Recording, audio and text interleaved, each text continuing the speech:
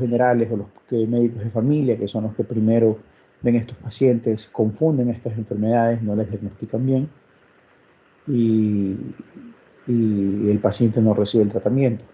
El objetivo de estos fármacos, como su nombre lo dice, el fármaco modificadores de la enfermedad, es evitar la progresión de la enfermedad, reducir la velocidad y en algunos casos puede inclusive haber remisión. Ojo, que digo remisión, no curación.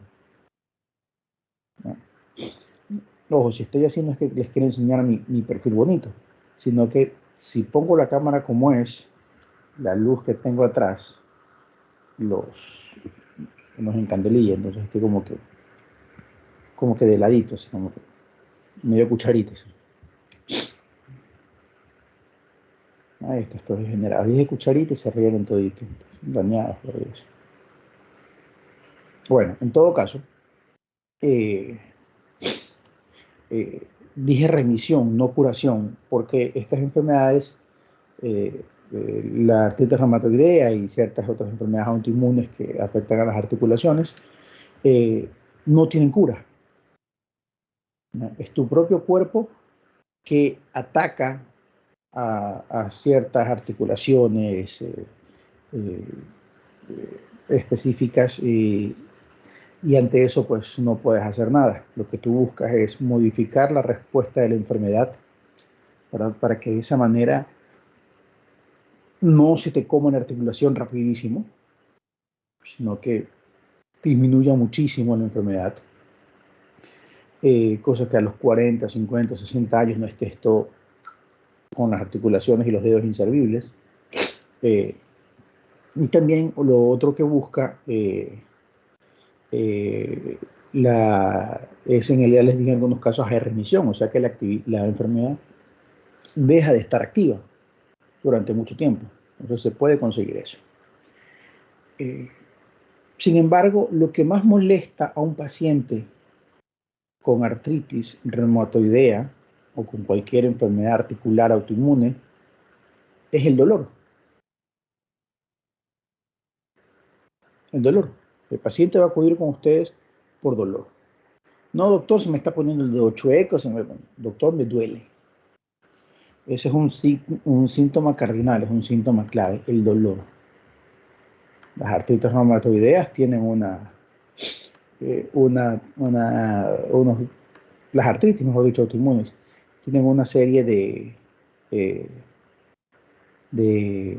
características en los cuales en la artritis reumatoidea usualmente se habla que la inflamación comienza de las articulaciones más pequeñas, más distales, hacia las más grandes. Usualmente, ¿a qué se llama esto de aquí? Porque, bueno, ustedes ya van a ver en clínica que hay diferentes enfermedades reumatológicas, diferentes enfermedades de este tipo, en el cual ustedes verán o entenderán que cada uno tiene sus características en función de...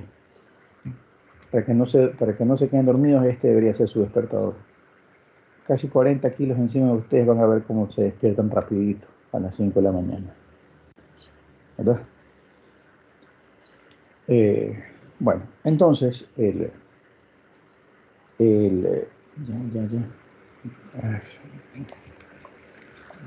reclama porque le preste atención. Él dice que él es más importante que ustedes.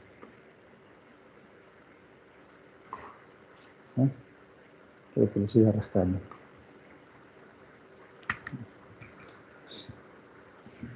Yo hablo y yo te rasco, ¿eh? Entonces, cada una de estas enfermedades reumatológicas usualmente tiene una característica, ¿verdad?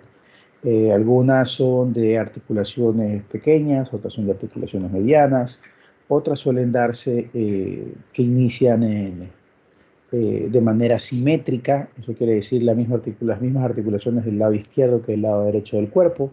Otras son asimétricas, o sea, una articulación del lado izquierdo, otra diferente en el lado derecho. Entonces, cada una de estas características les va a ayudar a ponerle, por decir así, el apellido a esta enfermedad reumatológica, ¿no? Todas son autoinmunes, ¿no?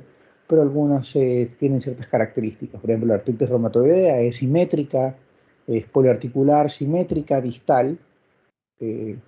La espondilitis anquilosante usualmente es asimétrica, esqueleto axial. Cuando hablamos nosotros se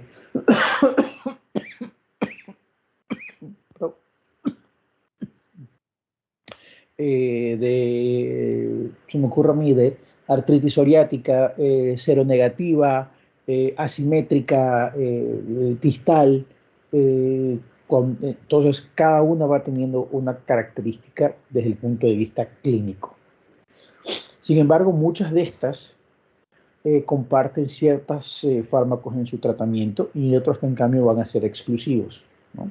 También por lo que estas enfermedades muestran a nivel de laboratorio. Ustedes van a ver que estas enfermedades, algunas van a dar el factor reumatoideo positivo, que es un antígeno en superficie, otros van a presentar elevación de anticuerpos antinucleares, en el caso del lupus, en otros van a tener ustedes, qué sé yo, presencia de ANCA-C, ANCA-N, anti-DNA, single strain, double strain, pueden tener ustedes, y cada uno de estos va a seguir ayudarles a identificar qué tipo de enfermedad reumatológica está, y también para saber qué tipo de tratamiento es, porque algunos tratamientos sí nos pueden servir para varias enfermedades reumatológicas y otros en cambio son exclusivos para. Entonces aquí nosotros siempre, para hablar de fármacos modificadores de la enfermedad, hablamos es de la artritis reumatoidea. La cogemos a ella como enfermedad base, prototipo, que es una de las más estudiadas por la alta incidencia en la población. Hay muchos pacientes con artritis reumatoidea. Entonces, yo conozco una colega, 30 años, con una artritis reumatoidea severísima, esa pobre mujer que está con un pocotón de drogas, y le gusta la terapia intensiva. Entonces, esas situaciones de estrés no ayudan para ella. Entonces, como es de las más estudiadas, de las que más fármacos se ha estudiado, de las cuales hay mayor información, se toma esta como enfermedad prototipo, ¿verdad? Y a partir de ella, pues, se la utiliza para hablar al respecto, y ya después se les hace más fácil trasladar esta información a otro tipo de enfermedades, ¿no? Pero que más o menos tengan esa idea, ¿no? Como les había comentado, son enfermedades autoinmunes. En el caso de la artritis reumatoidea, es una enfermedad autoinmune que va a causar que el recubrimiento cartilaginoso que tiene toda articulación. Ustedes saben que las articulaciones no son hueso contra hueso, ¿verdad? Sí lo sabían, ¿verdad? No es el hueso rozando contra hueso. No, no. Es el huesito, tiene una cubierta de cartílago, más o menos tuca gruesa, ¿eh? Ojo, no creo que es tan fino. ¿Ustedes alguna vez han visto una pata cuando hacen caldo de pata en sus casas? No, nunca han visto. ¿Se han tomado caldo de pata? Sí. Se han visto que el hueso de la pata, de la vaca, y cuando ves, es súper brillante, súper nacarado, ahí en el rato de la articulación. Todo eso es cartílago. Por eso es que eso cuando lo cocinan en la olla de presión se pone suavecito, aguadito, fácil de comer. Todo eso es cartílago. Y eso está en la otra cara articular, también es cartílago. O sea que el nivel de fricción no es tan alto y encima tienes el líquido sinovial ahí, entonces es una belleza lo que pasa. Sin embargo, en estas enfermedades autoinmunes, ¿verdad? En el caso de la artritis reumatoidea, se me ocurre poner la etiqueta a un lado. Bueno. En el caso de estas enfermedades autoinmunes, ¿verdad? Este recubrimiento, este cartílago, comienza a ser atacado, ¿verdad? Y da una respuesta inflamatoria súper exagerada. Súper exagerada. Y esto de aquí va a terminar causando una erosión de este cartílago, ¿verdad? Y con la respuesta inflamatoria termina habiendo una degeneración de la articulación, se pierde la forma de la articulación. Usualmente utilizamos antiinflamatorios no esteroides. Dijeron, bueno, hay dolor, dale algo por el dolor. Y sí, funcionaba o funciona, mejor de hecho funciona, pero todavía se lo usa, hasta cierto punto. Sin embargo, no hace nada con la enfermedad, simplemente te quita el dolor. Igual te vas a quedar con el dedo chueco, destrozado, la articulación comida, con una articulación inútil, todo tieso, ni siquiera puedes moverlo, o sea, te quedas, ¿de qué te sirve eso? Nada. Entonces comenzaron a estudiar los fármacos modificadores en la enfermedad, los DIMARS. Aquí tenemos nosotros dos grupos, por decirlo de alguna manera, importantes.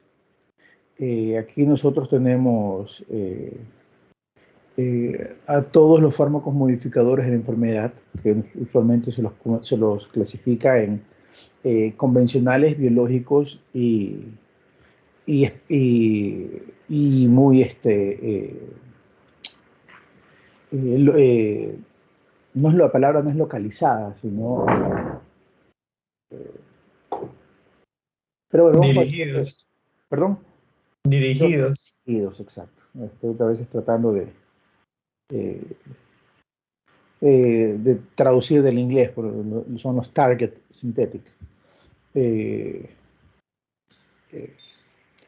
Estos fármacos, los, los que mencionamos aquí, los DMARDs,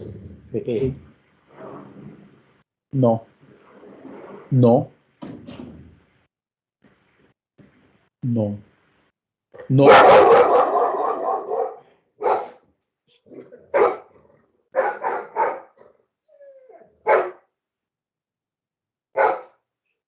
Ve acá. Sin ladrar. Hey. Flats. Flats. Flats. Flats. Hey. Flats.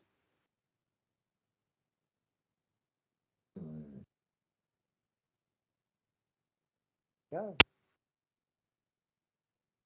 Flats. Flats.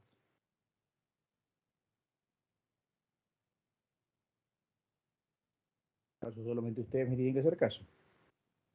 Hice en casa con mi perro.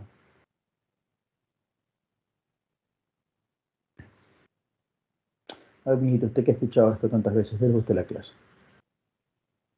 Bueno, entonces, tenemos estos fármacos y los glucocorticoides, de alguna manera, pueden funcionar como DMARDs. El problema es que tú no puedes tener a alguien en glucocorticoides por tanto tiempo sin tener un efecto adverso severo. Ya lo vimos cuando hablamos de corticoides, ¿no? Que el uso a largo plazo, ya vieron lo que podría causarles, puede causarle una alteración en el eje hipotálamo, hipófisis, suprarrenal. Entonces, eso no nos conviene. O sea, tú no puedes tener un paciente, es una enfermedad que va con ellos toda la vida, tú no vas a tener el paciente.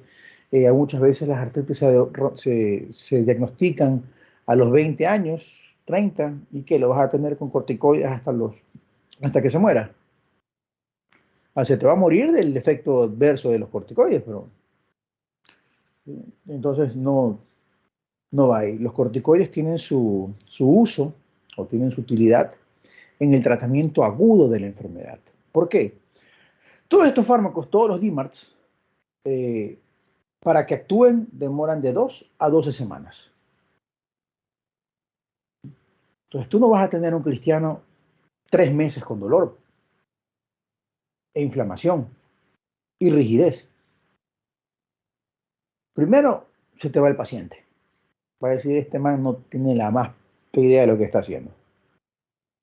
Así de entrada, el paciente se te va a ir. No va a regresar nunca más y no va a tomar la medicación que tú le has recetado. Porque ¿qué es lo que dicen? No, esto no me sirve, no me ayuda, estoy igualito, no me sirve para nada. Todo eso les va a decir. Entonces, ¿qué es lo que se hace?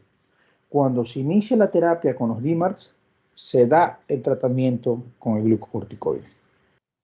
Y cuando ya llegas a ese tiempo en el cual el DMARD está funcionando, entre 2 a 12 semanas, comienzas la retirada del corticoide y te quedas solamente con el DMARD. Y ahí los corticoides quedan guardados para los flare-ups, que se llaman, o las recaídas. ¿No? No es el nombre correcto, recaída, pero bueno. El flare-up. ¿Qué es el flare-up? Es cuando de repente hay una activación repentina en la enfermedad con todos los síntomas. A veces es desencadenada por estrés, por otras infecciones, por alguna cirugía, alguna situación adversa. Algo pasa que hace como que la enfermedad, ¡pum!, se dispare y ahí regresa a la normalidad. Entonces ahí guardamos los corticoides, ¿no? Pero bueno, entonces ya sabemos más o menos qué es la artritis reumatoidea, cómo funciona, qué hace, ¿no? Eh, a las articulaciones, qué es lo que les causa a las articulaciones, les va a provocar las características clásicas, que es la inflamación, la hinchazón, el dolor a la palpación y la rigidez. Eso es característico. El doctor sabe que, mire, yo me despierto en las mañanas, aquí con los dedos hinchados, eh, me duelen, cuando me toco la articulación me duele y no los puedo mover, o sea, pasa como media hora, una hora en la mañana hasta que entra en calor, como dicen. Eso es característico de una enfermedad reumatológica. Lo más probable, artritis reumatoide. Y eso empieza usualmente aquí, dedos de manos y de pies, y de ahí pasa a las muñecas, tobillos, rodillas, codos. O sea, siempre va de lo más chiquito hacia lo más grande. Ustedes se van a dar cuenta que a medida que nos vamos centralizando hacia el esqueleto axial, las articulaciones se van poniendo de más tamaño. Ya sabemos nosotros que esto de aquí es una enfermedad autoinmune. Ay, déjenme cruzar la pierna. Es una enfermedad autoinmune. Todavía no se sabe el 100% cómo mismo es que, qué mismo que pasa, como dice esos futbolistas. Eh, lo que a tú más te guste. Eh, Todavía no se conoce exactamente cómo es que sucede estos cambios, estas alteraciones. Sin embargo, se conocen ciertos pasos, ciertos factores eh, en los cuales el-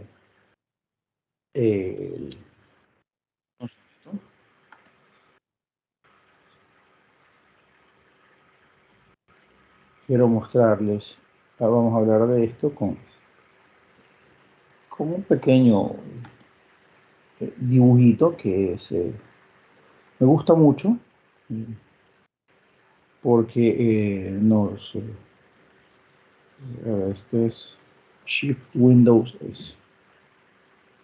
Perfecto. La herramienta de recorte.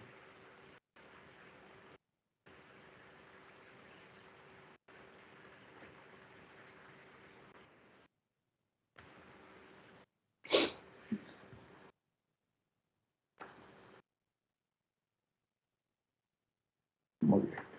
Entonces, quiero que vean ustedes esta imagen y les voy a explicar cómo es la fisiopatología conocida hasta el momento de la artritis reumatoidea, y ahí están los lugares donde van a actuar los DMARDs. Porque si no, vuelvo y les repito, si nosotros sabemos cuáles son los puntos en los cuales ataca la enfermedad, pues nosotros vamos a ir a buscar, a bloquear algunos de estos momentos, algunos de estos pasos en específico, para que la enfermedad pueda detener su progresión, ¿no? Vamos aquí con el whiteboard. Vamos acá, compartir.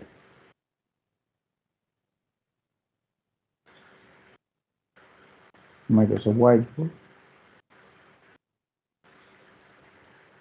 Microsoft Pizarra Blanca. Abrir en la aplicación.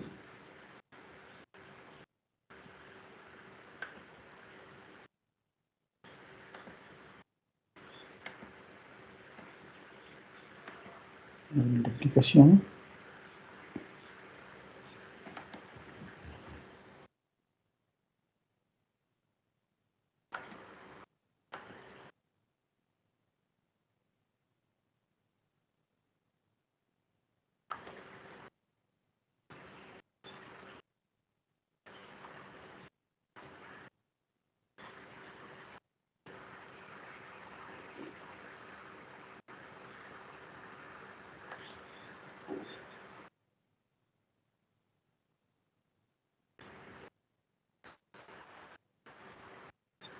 Ahora sí.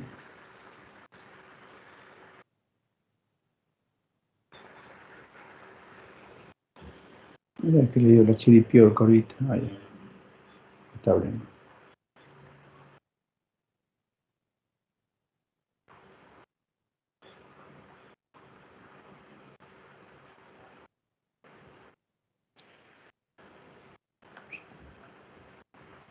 Ahí fue. Como dice Montuyo.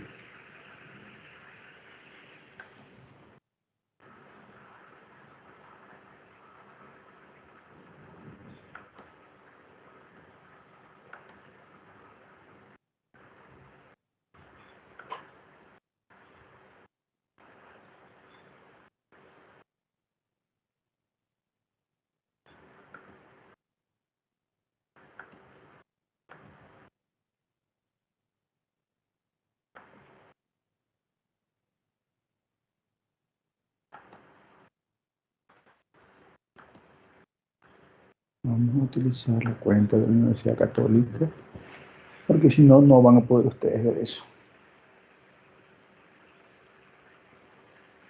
Ahí está.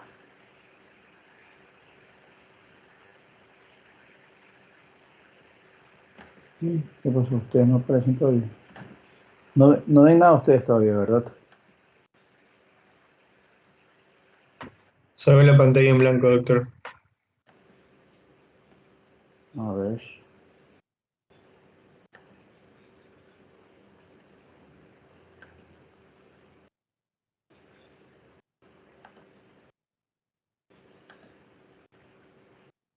Ahí debería. Vamos a ver la pizarra.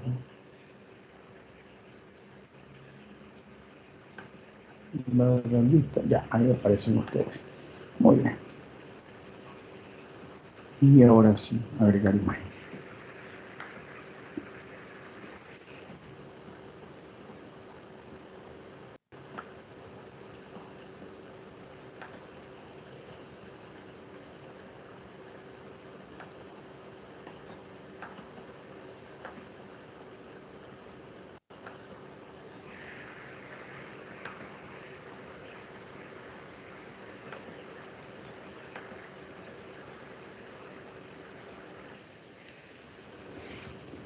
Muy bien.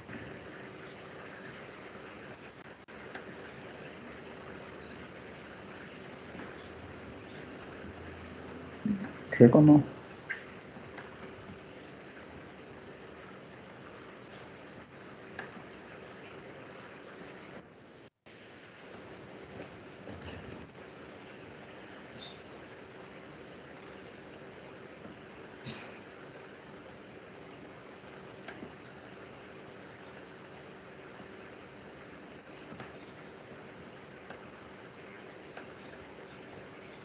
Muy bien. Sí pueden ver ahí la imagen, ¿verdad? Sí, doctor. Ok, muy bien, perfecto. Entonces, ¿cómo comienza esto? ¿Verdad? Aquí esto empieza porque hay algún problema a nivel inmune, ¿verdad? Con el sistema de presentación de antígenos. ¿Qué pasa? A veces tenemos un problema en el cual algo sucede, ¿verdad? Que hay ciertos antígenos autólogos, o sea, ciertos antígenos en nuestro cuerpo asociados a la artritis que se presentan hacia las células presentadoras de antígenos. Ustedes recuerdan las células presentadoras de antígenos, son parte de este sistema de anticuerpos del complejo mayor de histocompatibilidad. ¿Ustedes se acuerdan de eso o no? Sí, doctor. ¿Sí se acuerdan o se han escuchado hablar de él, pero no? Sí, sí nos acordamos y sí hemos hablado de él. Ya, ok, perfecto. Bueno, suponiendo que ustedes se acuerdan de eso, entonces, entonces, estos antígenos autólogos asociados a la artritis son presentados a estas células presentadoras de antígenos. Y estas células presentadoras de antígenos va a comenzar y los va a, obviamente, a presentar, como dice su nombre, y va a activar a los linfocitos T y los linfocitos B. Entonces ahí es cuando arranca toda esta vaina. Entonces, ¿qué pasa? El linfocito T helper, el T1 activado, ¿verdad? Que es este de aquí. Vamos a ver, chiquito. Este de aquí es el que arranca la jugada.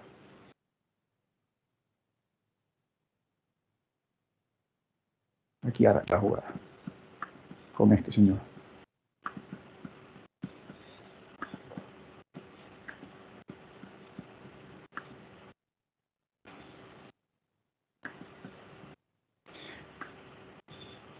Con este. Este es el culpable. Entonces este linfocito T1 activado, ¿verdad? Va a comenzar a enviar sus señales químicas, ¿verdad? Y va a comenzar a hacer que se activen, ¿verdad? Eh, otras células. Entonces comienza a activar los macrófagos.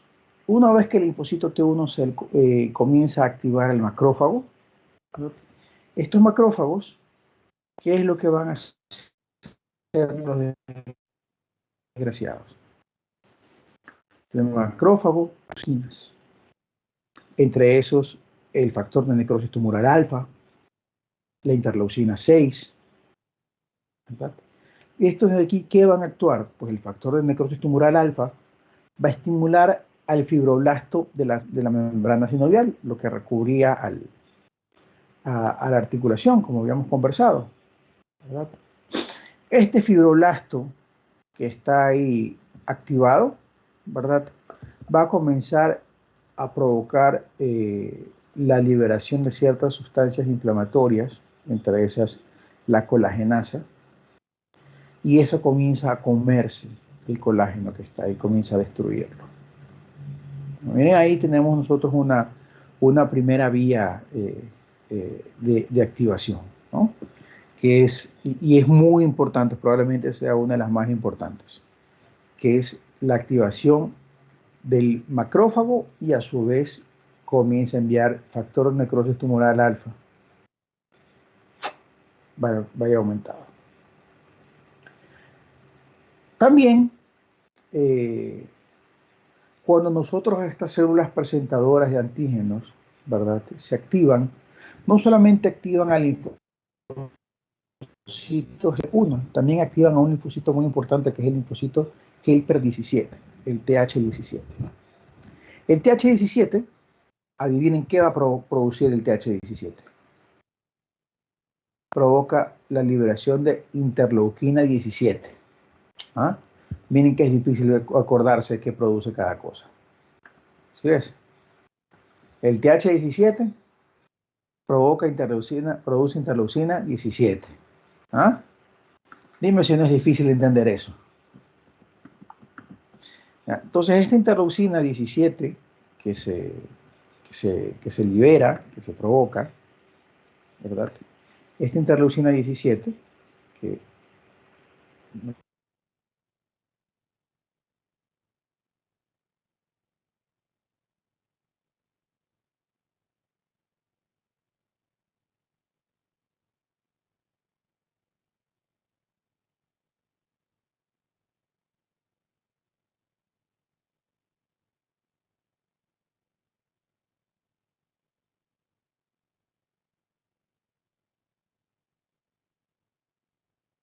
la letra que estoy escribiendo con el mousepad. No, está horrible esta mañana. Está más fea que la mía.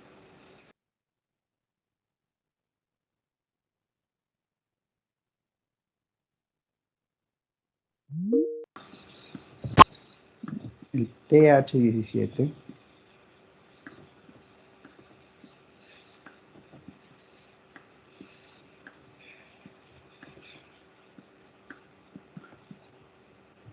produce interleucina 17.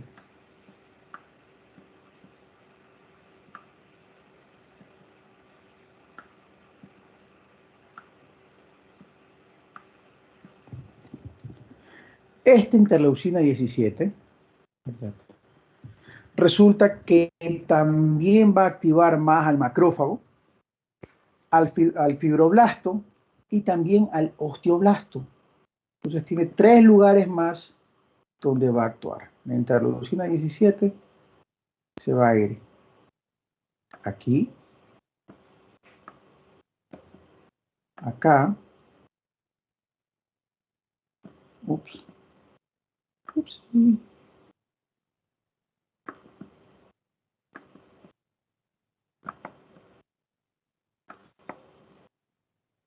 aquí,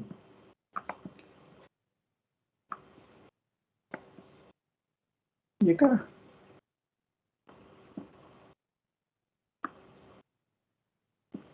O sea que no solamente tenemos la acción del linfocito TH1, sino también tenemos la acción del linfocito TH17. El TH1 como,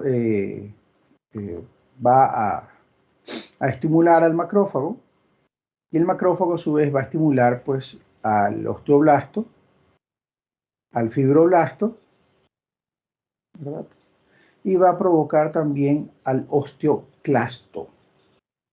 Eso lo vamos a ver ya mismo.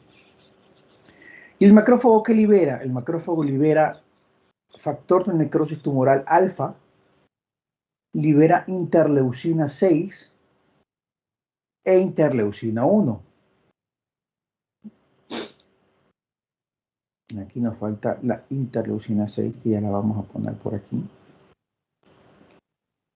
Vamos a ponerle de otro color a la interleucina 6. ¿Por qué me interesa que conozcan eso? Porque todo esto de aquí son dianas terapéuticas. Vamos a ponerle aquí a la interleucina 6 de este color.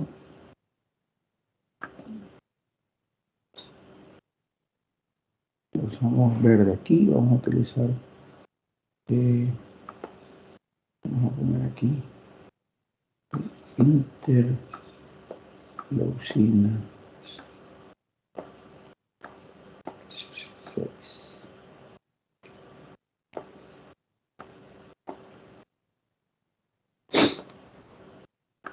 Rapidito, cualquiera de ustedes, a ver, ¿qué fármaco de moda actúa sobre la interleucina 6?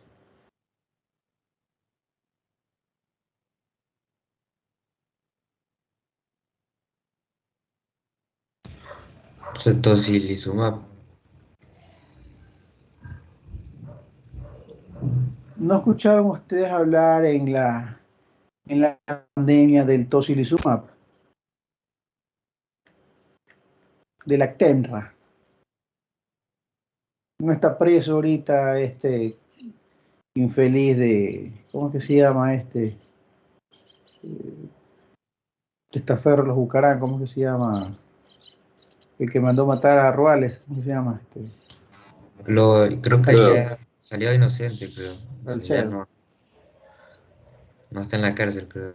Ya. Este es defensor de los de la farándula, este. Vayan conociéndolo.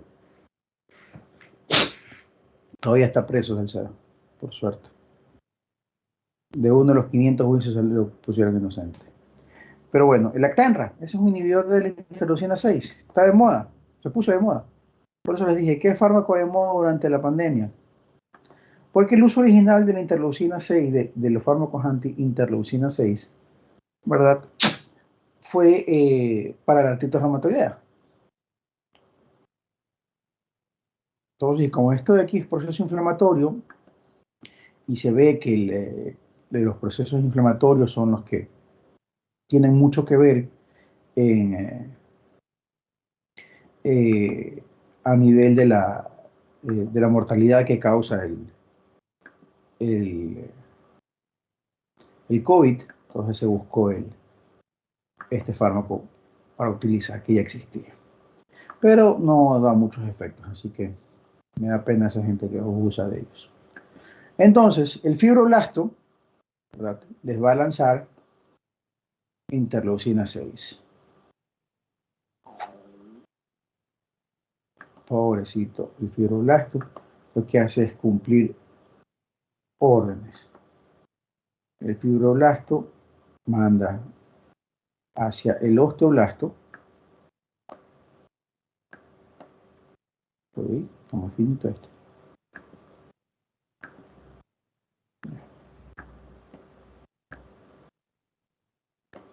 Interleucina 6.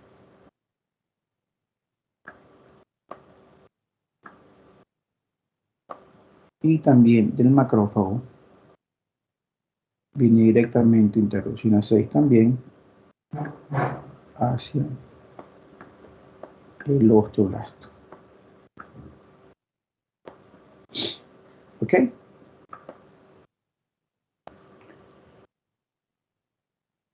Entonces, aquí, bueno, ahí hay que diferenciar entre osteoblasto y osteoclasto, pero bueno, no.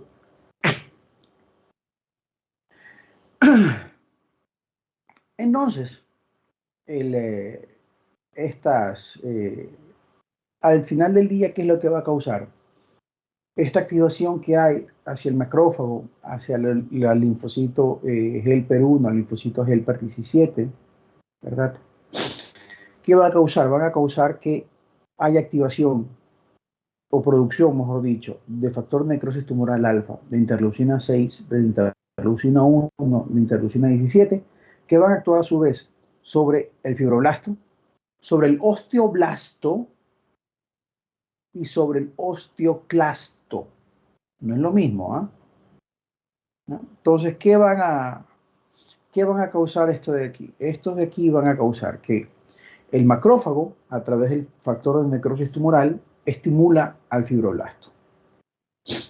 El fibroblasto comienza pues, a producir colagenasa, a destrozar la fibra, y el fibroblasto también a su vez produce interleucina 6, que va a hacer que el osteoblasto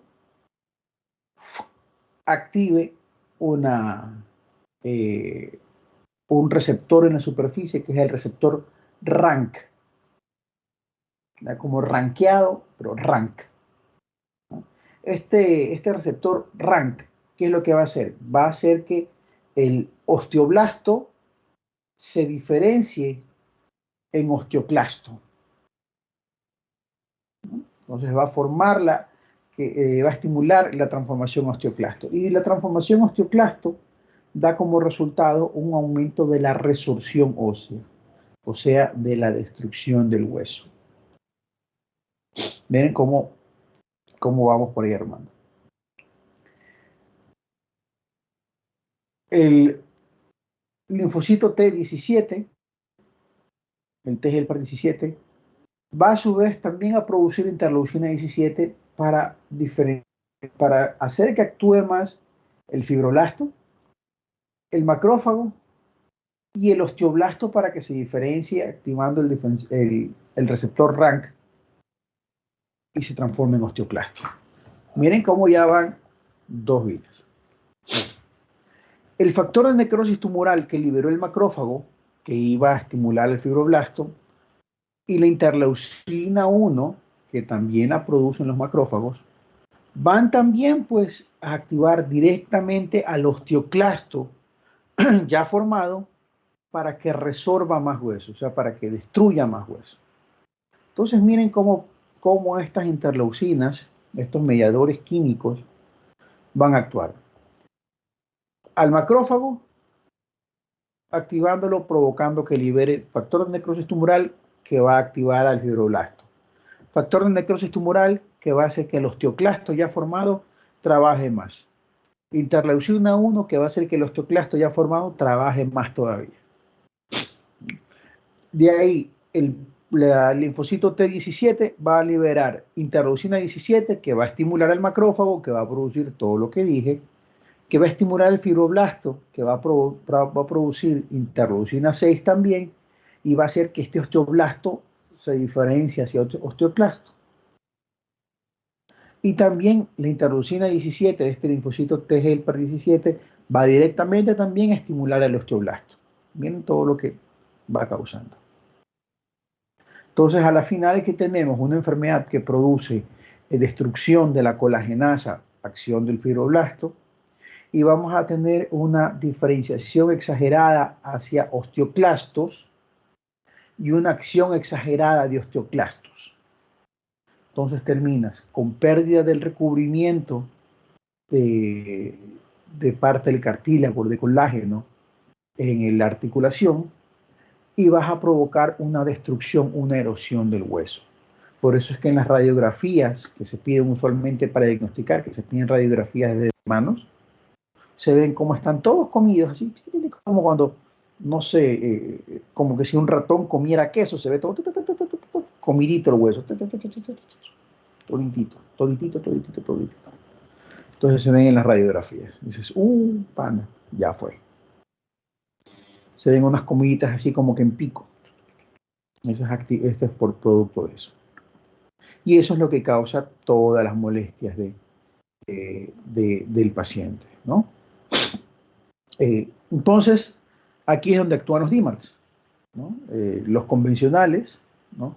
Que son los antimetabolitos, los dirigidos hacia las células presentadoras de antígenos. Aquí nosotros tenemos al metrotexate en los antimetabolitos y la leflunomida. Ahí tenemos nosotros los dirigidos a los presentadores de antígenos, tenemos nosotros a la sulfasalacina y también la hidroxicloroquina y la cloroquina. Ahí nosotros tenemos a los biológicos, que aquí nosotros tenemos según hacia qué están dirigidos. Si van en contra del factor de necrosis tumoral alfa, si van dirigidos hacia las células presentadoras de antígenos, si van dirigidos hacia los linfocitos B, si están dirigidos hacia los receptores de interleucina 6, o si son, van dirigidos hacia los receptores de interleucina 1. Y por último tenemos nosotros los dirigidos sintéticos, que aquí estos son inhibidores de la llanosquinasa. Que la llanosquinasa, nosotros ya sabemos que son segundos mensajeros que están involucrados en la señalización intracelular. Eso lo sabemos en farmacología 1, cuando se ve farmacodinamia, se ven segundos mensajeros, ahí se ven las llanosquinasas, que usualmente son activadores de la mediación de proteína G, ¿no? Pero eso ya ustedes lo saben de maravilla, porque si ustedes son cracks en farmacología 1. ¿Verdad, Eyani? Ya hablo, señorita.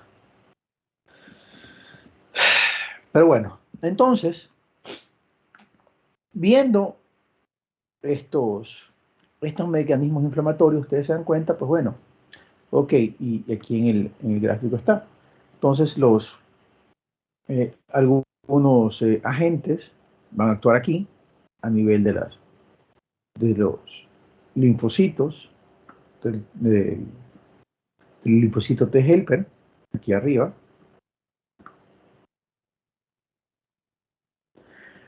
Los corticoides, que yo no diría que el gráfico está corto, no solamente actúa a nivel del macrófago, el glucocorticoide actúa a nivel de todo, del macrófago, de los linfocitos,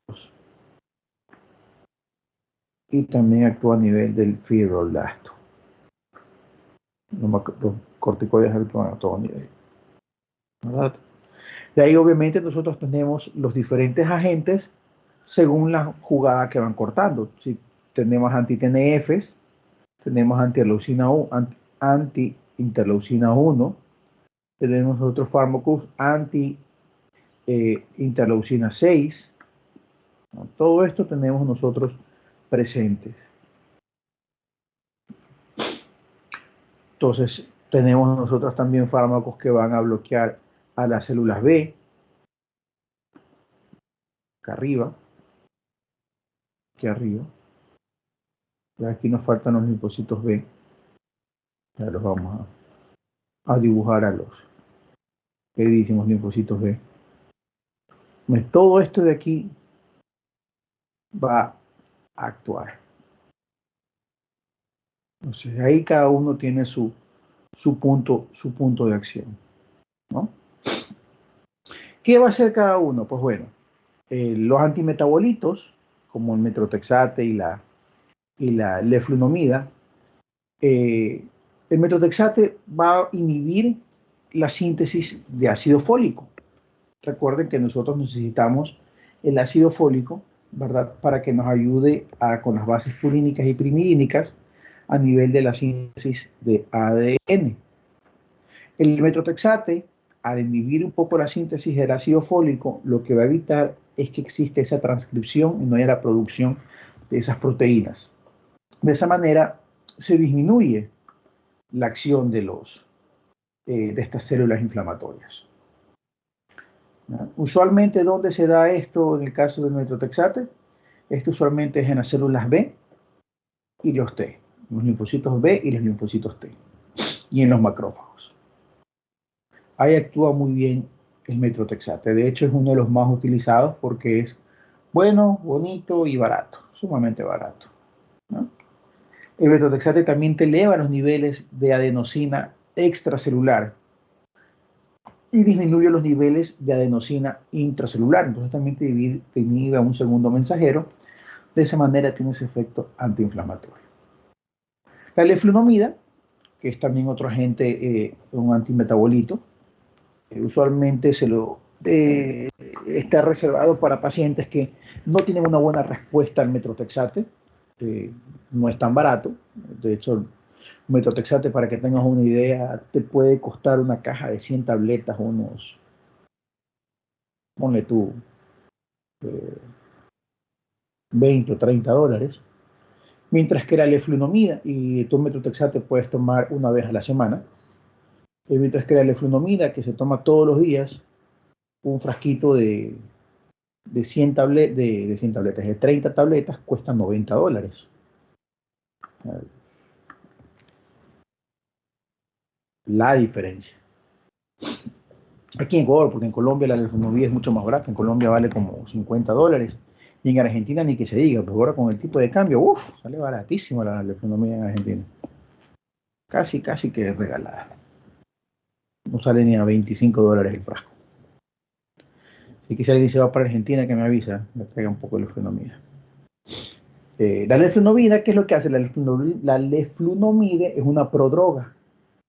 Ingresa en forma de leflunomida. En el hígado se metaboliza y se transforma en la droga activa, que es la teriflunomida. La teriflunomida igual bloquea la síntesis de pirimidina y limita la disponibilidad de la pirimidina a nivel de las células inflamatorias. La leflunomida tiene una particularidad, ya vamos a hablar de ella más adelante. De ahí de los que son dirigidos hacia las células presentadoras de antígenos, tenemos ya algunos conocidos que ya vimos antes, como lo es la sulfasalacina. Ya sabemos que la sulfasalacina es una prodroga que ingresa pues de manera sulfasalacina, tiene algo de efecto como sulfasalacina, pero también se metaboliza en sulfapiridina y mesalacina, ¿no? Estos de aquí evitan que la célula presentadora de antígeno madure, ¿verdad? E inhibe que proliferen los linfocitos B y los linfocitos T. De esa manera mantienen aguantada la jugada. La hidroxicloroquina y la cloroquina, que también se pensaron que era la panacea, la curación para el COVID, que dijeron, no, aquí salvamos al mundo a punta de cloroquina y hidroxicloroquina. El municipio de Guayaquil compró todo el stock de hidroxicloroquina que había en el Guayas, y resulta que se dieron cuenta después que no servía para mierda la cosa. Y ahí está, dejaron a los reumáticos sin droga, así que aquí, que no se sorprenda que de aquí a unos meses el municipio de Guayaquil haga una donación para las personas con artritis reumatoide. Resulta que no sirve para nada para el COVID, pero sí funciona muy bien para la artritis reumatoidea.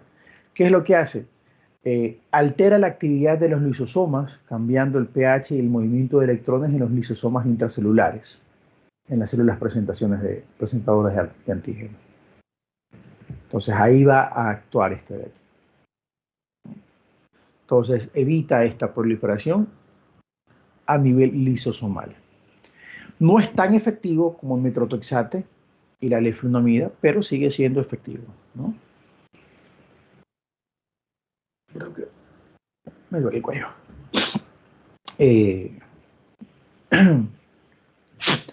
Antes utilizábamos algunos otros DMARDs, acetoprina, ciclosporina, ciclofosfamida, minociclina, sales de oro. Es más, cuando yo empecé a ver medicina, mi profesor de farmacología, un señor que tenía como la edad del universo, nos hablaba de sales de oro y diuréticos mercuriales. Pendejadas que en mi pelotuda vida los vi y los utilicé. Pero, en fin. Así que ya no se los utiliza porque estos fármacos son mucho mejores, los otros son más tóxicos y negado, ya no se los usa, ¿no? De ahí pues vino el siguiente paso en los fármacos, que fueron los biológicos. Los biológicos. Y esto se logró cuando logramos descubrir estas interleucinas y estas citoquinas que eran los mediadores químicos. Porque estos fármacos son ya sea proteínas de fusión o anticuerpos monoclonales, ¿verdad? Que van a ya sea a atacar a nivel del factor de la interleucina o al receptor, ¿no? Los que van a nivel del factor de necrosis tumoral, como ustedes se pueden dar cuenta aquí en el gráfico, el factor de necrosis tumoral, miren a dónde va. El factor de necrosis tumoral va hacia el fibroblasto, hacia el osteoclasto, va también a provocar más citoquinas y va a estimular que vengan más células inflamatorias. Entonces, si tú bloqueas a este señorito, trum, trum, bloqueas esto y bloqueas esto.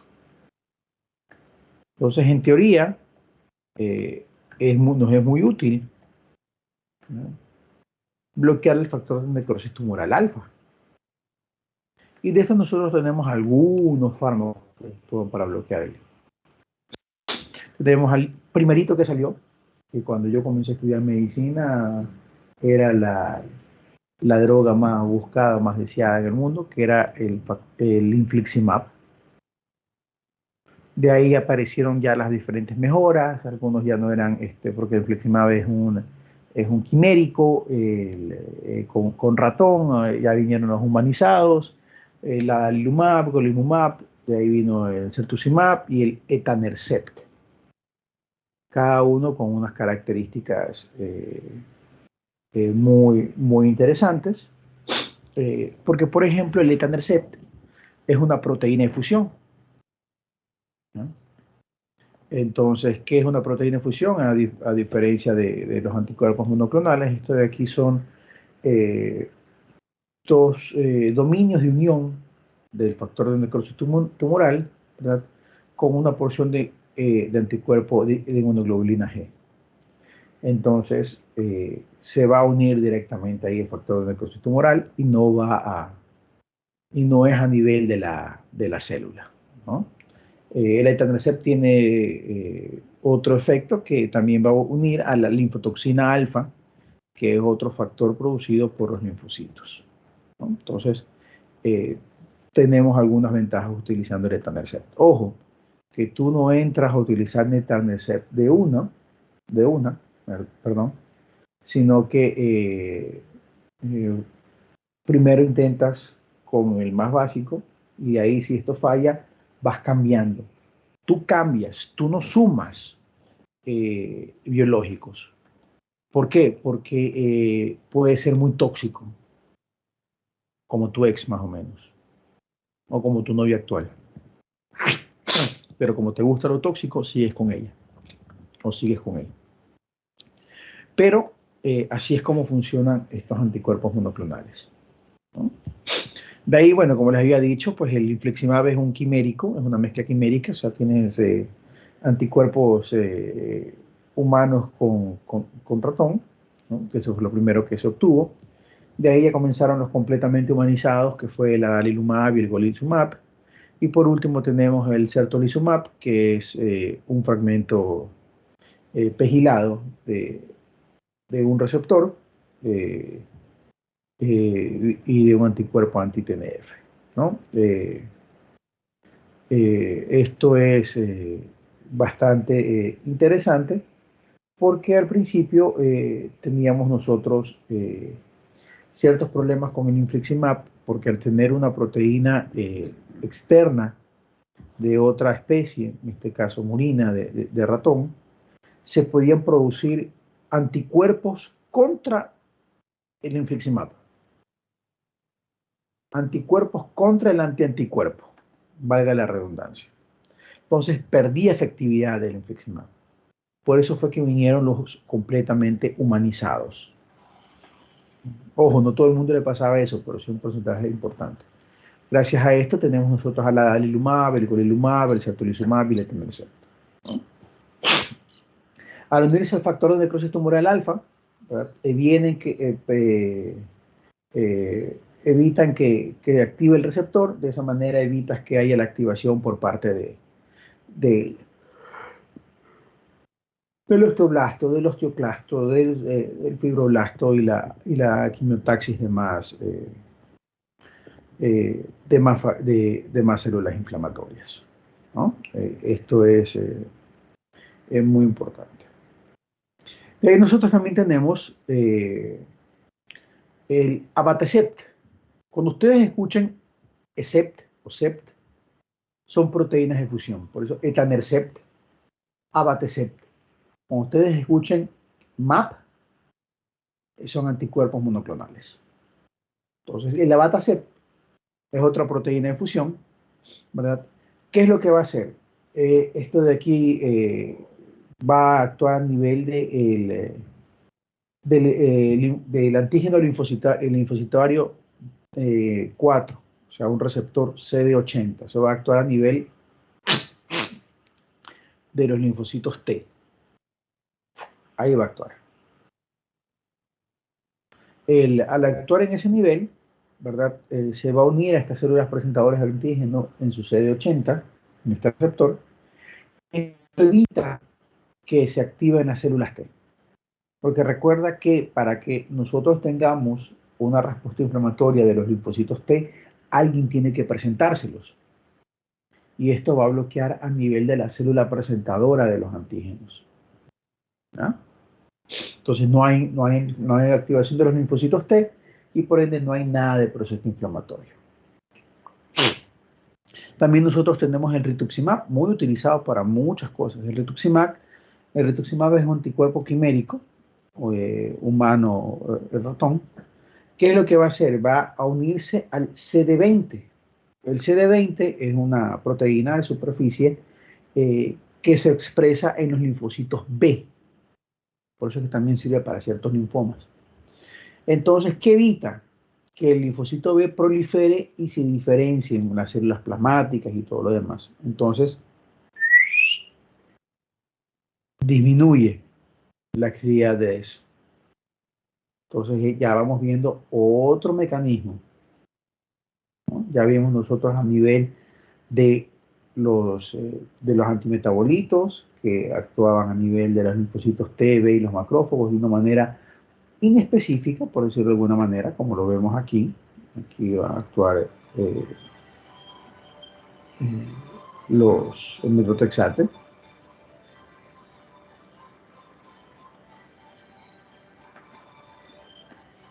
Aquí.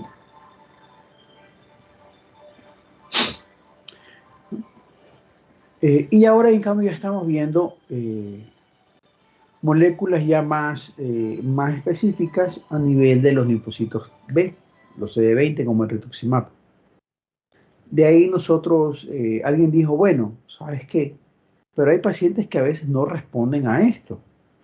Entonces, ¿dónde más podíamos buscar un fármaco? ¿Dónde tenemos otro espacio de acción? Y alguien dijo, don Huevas, pues, mira que la interleucina 6, ¿dónde nomás actúa?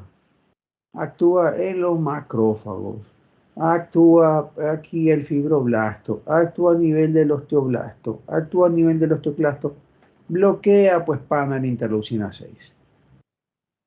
Y apareció nuestro querido y buen amigo, el tocilizumab. El tocilizumab se une al receptor de interleucina 6. Entonces evita que los macrófagos y los osteoclastos se activen. Disminuye la activación de los macrófagos y los osteoclastos. Y también la activación de los fibroblastos. Entonces tenemos nosotros otro efecto aquí más. Por eso que nosotros utilizamos mucho erróneamente durante la época de pandemia pensando que podía salvarnos de la gran respuesta de la cascada inflamatoria. No.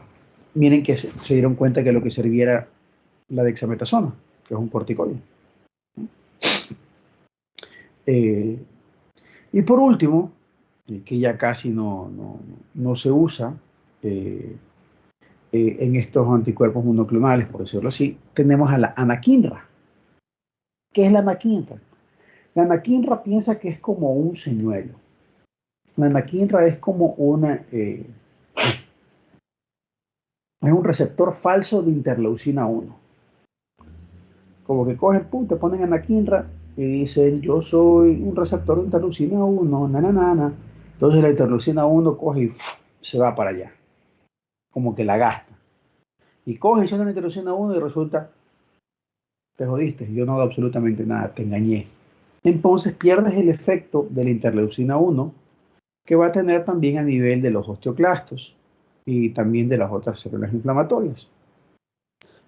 Entonces, no es tan efectivo porque como no va a unirse directamente a la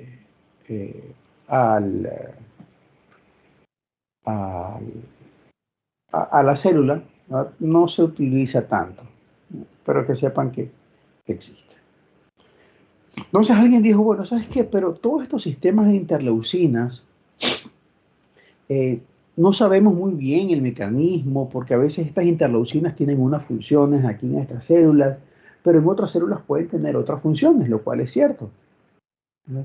Hay ciertas interleucinas cuya función, cuyo mecanismo de acción está también presente para otras funciones en el cuerpo. Entonces, bloquear un mecanismo tan amplio, ¿verdad?, puede tener sus problemas. Entonces alguien dijo, bueno, brother, entonces, ¿por qué no bloqueamos nosotros a un segundo mensajero? O sea, déjalo que venga la interleucina, deja que active, ¿verdad? Y nosotros buscamos bloquear un segundo mensajero que se exprese más en estas células. Entonces ahí apareció el tofacitinib. El tofacitinib es una droga sintética, ¿verdad?, que está disponible de manera oral, los otros son inyectables, ¿verdad? Y se va a unir a la llanosquinasa. Los otros son inyectables, perdón que me haya saltado, excepto, bueno, los DIMAR clásicos, la sulfasalazina, la leflunomida, metrotexate, son orales. Pero hay todos los que hablamos, desde el infliximab, adalimumab, el golosumab, el certolizumab, etanercept, todos el abatacept, el rituximab, tocilizumab, anakinra, son por vía parenteral, porque son moléculas bastante grandes. ¿Okay? Entonces son por vía parenteral. Sin embargo, el tofacitinib es una droga que va a unir a la llanosquinasa y la va a inhibir.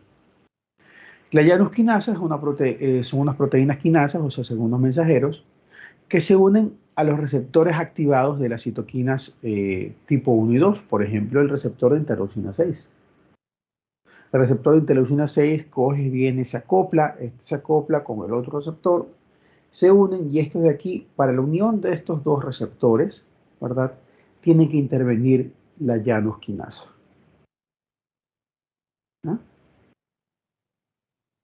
Porque si no, si se activa un receptor y se activa el otro, pero no se unen, no hay esa respuesta secundaria. Entonces, al inhibir esta mecanización de la interleucina 6 y de otros receptores de citoquina tipo 1 y 2, no va a haber efecto biológico. Entonces, sin embargo, permite que siga circulando y no bloquea otros receptores de interleucina 6 que pueda haber en el resto del cuerpo que puedan tener funciones biológicas importantes. Entonces, esa es la función del tofacitinib. ¿No? Esto es importante, ¿no? Entonces, al evitar nosotros la proliferación de todas estas células, evitamos nosotros la activación de estos mecanismos de inflamación. Entonces el paciente va a tener un efecto de alivio, inmunodepresor, etc. Como les había dicho, nosotros no combinamos a los biológicos entre ellos, pero sí se puede combinar a los convencionales, metrotexate, leflunomida, con los biológicos buscando aumentar la potencia de acción cuando esto suele suceder, ¿no? Inclusive puede disminuir algunos efectos adversos de estos fármacos, ¿no? Como les dije, esto utilizamos a nosotros a la artritis reumatoidea como el efecto clave, como la base para estudiarlos, porque es la de las enfermedades más estudiadas, pero como les mencioné desde el principio, nosotros podemos tener este tipo de fármacos o este tipo de droga, utilizarla en diferentes enfermedades autoinmunes, sobre todo reumatológicas. Ya hemos hablado de la artritis psoriática, espondilitis anquilosante, la artritis juvenil, entre otras, ¿no? Por ahí se me escapan un par de artritis que también son bastante utilizados estos fármacos. Ahora, todo viene con un precio. Todo, absolutamente todo viene con un precio. Y son los efectos adversos. A mayor potencia, más efectos adversos. Entonces los efectos adversos más serios obviamente van a venir con los biológicos que con los convencionales, ¿no? Como dijo el tío Ben, un gran poder trae consigo una gran responsabilidad. Y se lo dijo a Peter Parker. El problema es que el pana no quiso escuchar. Eso es que le pasaron huevadas. Pero bueno, eso es que lo mataron al tío Ben. ¿No?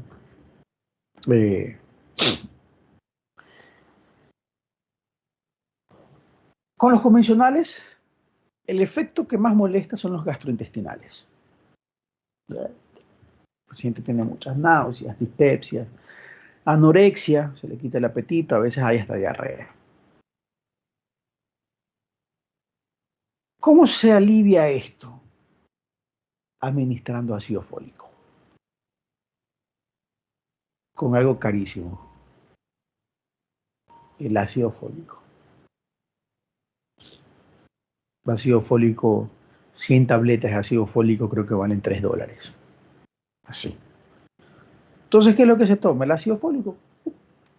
Aquí en Ecuador no hay ácido folínico, porque si tomas ácido folínico tienes que tomarlo 24 horas antes de tomar metotrexate, porque si no, no se administra, pero aquí no hay. Es que hay vulgar, común y silvestre ácido fólico, ¿no? Entonces evita las molestias. El metotrexate no se puede utilizar en mujeres embarazadas y en hombres y mujeres que quieran tener hijos no pueden tomarlos porque esto afecta la espermatogénesis.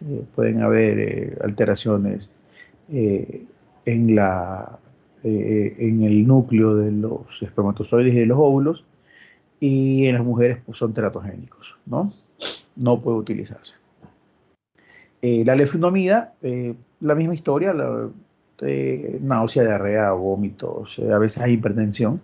El problema es que como es una prodroga, puede ser bastante hepatotóxico, porque depende del metabolismo del hígado. O sea, el eflunomide no se administra en un paciente que tiene alteraciones de las enzimas hepáticas.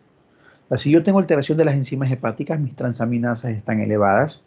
Transaminasas son el AST y el ALT o el GOT-GPT, que es lo mismo. Si nuestras transaminasas están elevadas a más del doble, no puedes utilizar la eflunomida, porque tienes mucho riesgo de causar hepatotoxicidad. La leflunomida no puede utilizarse tampoco en mujeres embarazadas, ni en mujeres que quieren quedar embarazadas, porque también son teratogénicos y hay un problema más serio. La leflunomida, porque hay una especie de recirculación enterohepática con su metabolito, que es la teriflunomida, pueden estar en nuestro cuerpo después que tú dejas de tomarlo hasta 2 años, niveles existentes en plasma. Hasta 2 años. Porque hay esa recirculación enterohepática, como que se metaboliza, se transforma, se va a la circulación enterohepática, vuelve y se transforma y está dando vueltas y vueltas y vueltas. Si tú quieres acelerar el proceso del clearance, lo que tienes que administrar es algo que se llama colestiramina.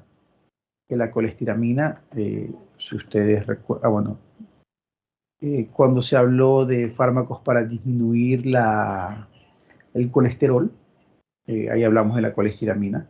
La colestiramina son sales de adhesión biliar que lo que van a hacer es, van a captar a este fármaco o al colesterol, lo que sea, lo van a captar y lo van a hacer soluble en orina y se excreta. Y eso de aquí hay que utilizarlo por lo menos 14 días hasta ver niveles menos a 0.02 picolitros de teriflunomida en sangre, ¿no? Hay que tener mucho cuidado. Con los salicilatos, la sulfasalacina, la mayor cantidad de molestias son de gastrointestinales, náuseas, vómitos, dispepsias, etc., ¿no? Usualmente esto de aquí va pasando con el tiempo, pero se inicia de poquito a más, ¿no? La sulfasalacina está considerada como segura para el uso en el embarazo, tiene una categoría B, ¿no? La hidroxicloroquina y la cloroquina, el problema es que provocan un rash malar, inclusive tienen algo que se llama un lupus-like syndrome, enfermedades que dan algo parecido al lupus, ¿no? También pueden causar toxicidad a nivel de la retina. Por eso hay que mantener las dosis de menos de 400 miligramos al día de cloroquina y 250 de hidroxicloroquina. Se podría utilizar en mujeres con riesgo C, ¿no? Da mucho cuidado. Obviamente los riesgos son mucho más altos, sobre todo en los biológicos, porque ya van directamente a puntos específicos de la inflamación. El problema que estos aquí radican es que usualmente provocan una especie de inmunodepresión bastante notable e inclusive pueden hacer que enfermedades que estaban latentes, como dormidas, puedan despertarse. Porque hasta cierto punto son...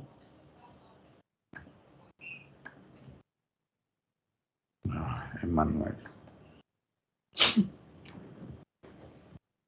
Porque hasta cierto punto esas enfermedades pueden reactivarse porque estaban mantenidas bajo control por estas interleucinas, por estos linfocitos T activados, por estos linfocitos B activados. Entonces, los pacientes que van a utilizar algún inmunobiológico, por lo general se les hace pruebas para determinar si hay o no la presencia de tuberculosis. Porque a veces cuando tú comienzas a administrar eso, pues puedes tener un rebrote, ¿no? Entre otros problemas que puede tener esto de aquí es que los pacientes con tuberculosis tienen un aumento del riesgo de cáncer o de linfoma. Existe el riesgo por esta supresión de estos productos inflamatorios Recuerden, como les había mencionado, que estas interleucinas no solamente estaban específicamente en el proceso patológico de la artritis reumatoidea, también tienen otras funciones a nivel del cuerpo. Si tú lo bloqueas, no es que lo bloqueas solamente a nivel del lugar del sitio de la artritis reumatoidea, sino que lo bloqueas en todo el cuerpo. Entonces hay que tener mucho ojo. También se recomienda que te vacunes antes de iniciar el tratamiento contra la influenza y contra la neumonía, porque vas a disminuir la inmunidad celular y humoral. Así que mucho ojo por ese lado, ¿no? Los problemas con estos de aquí a veces suelen ser reacciones alérgicas que se dan mientras el paciente está recibiendo la infusión. Estos de aquí usualmente se ponen en una infusión, una solución salina de 200, 500 mililitros, es un goteo muy lentito, el paciente está en una sillita esperando, todo el mundo atento, que pase despacito, no vaya a hacer hasta que haga una reacción y se nos da aquí como gato atrapado por... Y chao. Puede pasar, hay gente que ha hecho reacciones severísimas. Recuerda que son anticuerpos monoclonales, no son propios, son de la misma especie, a veces inclusive con el infliximab son murinos, son de otros animales, con el rituximab son de ratón, entonces puedes tener un efecto adverso bastante severo. Estos efectos a veces son un rash, una hipertensión, fiebre, escalofrío, dolor de cabeza, tener mucho ojo, ¿no? Eh, Tener mucho cuidado a veces cuando el infliximab no, a veces puede formular esos anticuerpos contra el autoanticuerpo, entonces hay que tener mucho cuidado, por eso el infliximab usualmente se lo combina con el metrotexate, porque el metrotexate evita la producción de estos anticuerpos para contra el medicamento, ¿no? Eh, Se está investigando todas las vías que se van conociendo de la vía inflamatoria, como son muy complejas. eh, se, se ha encontrado acerca del ustekinumab, que me van a investigar acerca de eso, que es un anticuerpo monoclonal que se utiliza sobre todo en pacientes que tienen artritis psoriática. La artritis psoriática es una variación de estas enfermedades autoinmunes en las cuales el paciente puede, como no puede presentar las manchas psoriáticas en la piel. Ustedes han visto una persona con psoriasis, tiene la piel de varios colores, ¿no? Y descamado y todo esto de aquí. No, puede el paciente presentarlas, como no puede presentarlas, pero hay ese daño articular. Y la artritis psoriática forma parte de las 3 enfermedades reumatológicas que no provocan elevación de ninguno de estos marcadores en sangre que mencioné anteriormente, como los anticuerpos antinucleares, anticuerpos fosfolipídicos, anti-DNA, ANA, ANCA, esclerosis 70, no elevan absolutamente nada. Son 3. La artritis psoriática, la espondilitis anquilosante y la artritis reactiva o la enfermedad de Richter. Son las 3 seronegativas.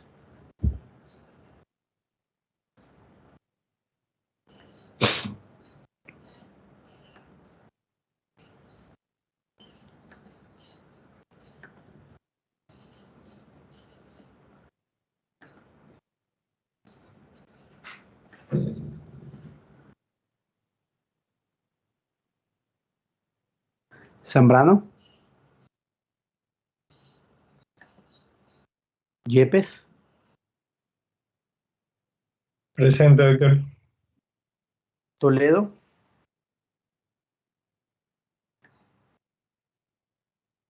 Suárez, Presente, doctor. Doctor, Toledo presente, Rodríguez, no podía activar el micrófono.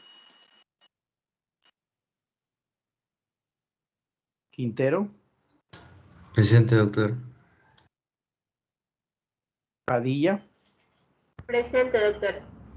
Ortega, Presente, doctor. Intriago,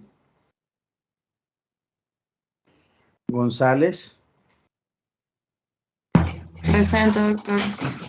Correa, Presente, doctor.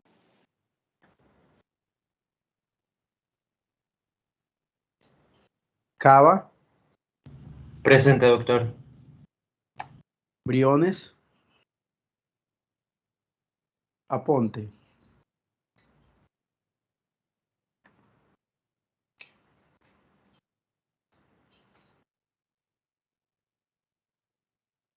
Aponte, Intriago, Quintero, aquí está Quintero. Rodríguez, Doctor, si me escucha, yo le dije presente. Quintero. sí, ya te puso. Ah, ya le.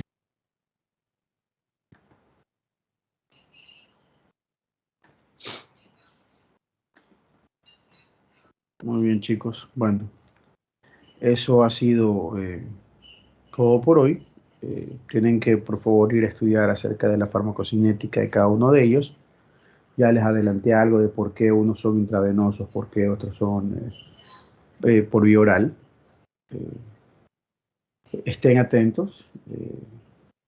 Ya la próxima clase tengo que evaluarlos, de estas evaluaciones periódicas, así que vamos a evaluarlos acerca de lo que hemos visto hasta ahora. Estudien.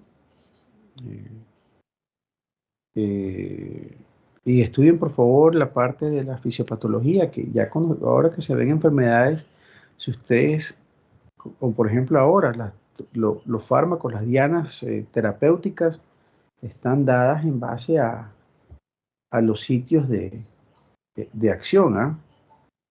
Así que, por favor, muy atentos ahí con eso. Muy atentos. Bueno. Chicos, que tengan un muy buen día, ¿ah? Por favor, estudien. Nos vemos el día miércoles. Suerte y éxitos. Gracias, Hasta luego, doctor. doctor. Gracias, nos vemos.